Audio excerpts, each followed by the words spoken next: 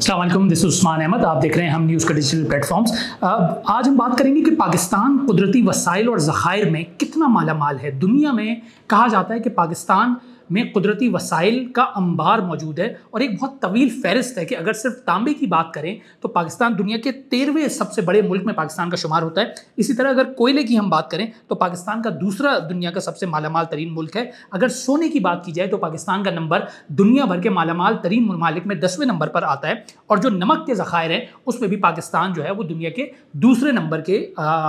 यानी आप कह सकते हैं कि ज़खायर से मालामाल मुल्क है नमक को लेकर।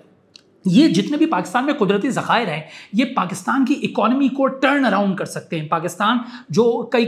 चंद अरब डॉलर के लिए इधर से उधर भागना पड़ता है, कभी दोस्तों के पास कभी IMF के पास, लेकिन पाकिस्तान के अंदर ये पाकिस्तान की ज़ेर ज़मीन जो अल्लाह ताला ने पाकिस्तान में कुदरती वसाइल भर रखे हैं, अगर उसको टैप किया जाए, उसको निकाला जाए, उसके ज़रिए इन्वेस्टमेंट की जाए या उसको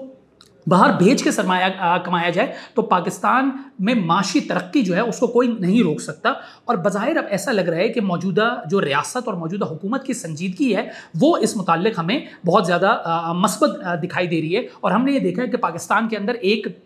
SIFC के नाम से एक स्पेशल इन्वेस्टमेंट काउंसिल जो है वो भी फैसिलिटेशन काउंसिल भी अब मुरतब की गई है, जिसके तहत 4 शोबों को तय किया गया है जिसमें पाकिस्तान में माशी तरक्की को टारगेट किया गया है। वो 4 शोबे हैं, ज़राअत है, मादनियात है, IT है और डिफेंस प्रोडक्शन है। मैंने गुज़िश्ता भी अपने व्लॉग्स में इसका जिक्र किया है। तो अब कल का दिन इस हवाले से इस SIFC के हवाले से इंतहाई अहम दिन तस्वर किया जा रहा है, क्योंकि कल पाकिस्तान के अंदर एक मिनरल्स की समिट मुनक्किद हो रही है जिसको नाम दिया गया है डस्ट टू डेवलपमेंट, यानी रेगिस्तान या मट्टी से लेकर तरक्की की जानिब सफर। इस का मकसद जो है, इस सेमिनार का मकसद जो है इस्लामाबाद में मुनक्किद किया जा रहा है और जिसके जो मेहमान खुसूसी हैं वज़ीर आज़म शहबाज शरीफ और army chief general Asim Munir हैं। और ये वो दोनों अशखास हैं जिन्होंने इस SIFC का निज़ाम मुरतब किया है और इसी निज़ाम के तहत 3 कमेटियाँ बनाई गई हैं और उनमें से एक कमेटी जो कि पॉलिसी लेवल की कमेटी है उसके जो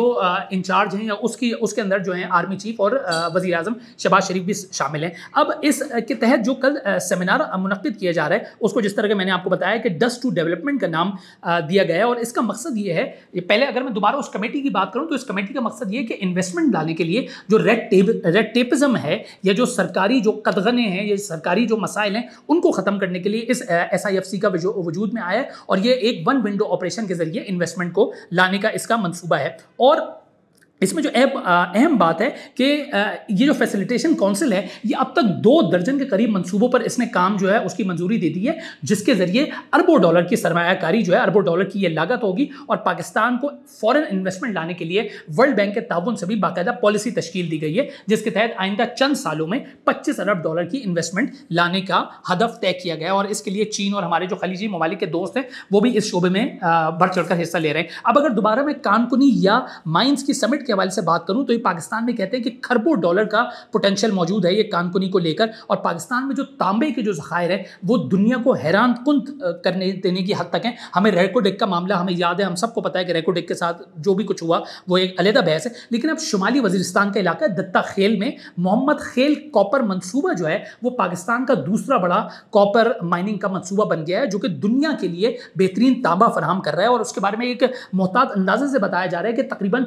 22,000 टन जो है वो तांबा इस मंसूबे से निकालकर दुनिया को एक्सपोर्ट किया जाएगा। इस मुतालिक minerals exploration and development organisation का एक तखमीना उन्होंने लगाया है कि ये जो है पाकिस्तान में तकरीबन $6 ट्रिलियन मालियत का तांबा जो है वो पाकिस्तान में मौजूद है और दीगर मादनियात भी मौजूद है। अगर पाकिस्तान में सिर्फ मैं ज़खायर की बात करूँ तो एक ये तवील फहरिस्त है। कहा जाता है कि पाकिस्तान में कुदरती धातों का ख़जाना भी मौजूद है और कई कुदरती ऐसे वसाइल हैं जिनके ज़खायर भी मौजूद हैं, जिनमें कोयला है, तांबा है, लोहा है, बॉक्साइट है, मादनी नमक है, क्रोमाइट है। और इसी तरह पाकिस्तान में जो बलूचिस्तान है उसमें जो मादनियात हैं जो कि आप पत्थर वगैरह भी कह सकते हैं, उनमें रूबी है, पुखराज है और जुमरुद की कानकुनी जो है वो बलूचिस्तान में की जाती है। दत्ताखेल के इलाके में जो कुछ भी हो रहा है वहाँ से ये तांबा निकालने के लिए जदीद तरीन टेक्नोलॉजी का इस्तेमाल भी किया जा रहा है और इसके लिए भारी सरमाया भी दरकार है और उसके लिए गैर मुल्की सरमायाकारों को दावत दी जा रही है। और इसी दावत के सिलसिले की एक कड़ी हम कल देखेंगे जो कि मिनरल्स की एक समिट हो रही है जिसका मैंने शुरू में बताया कि डस्ट टू डेवलपमेंट का उसको नाम दिया जा रहा है। इसी तरह जो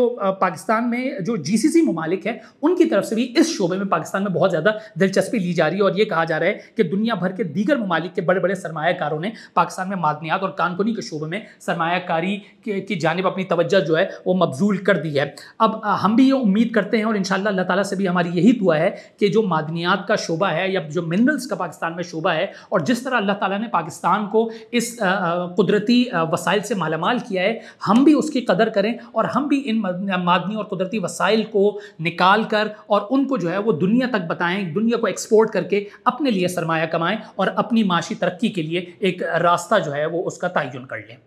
शुक्रिया।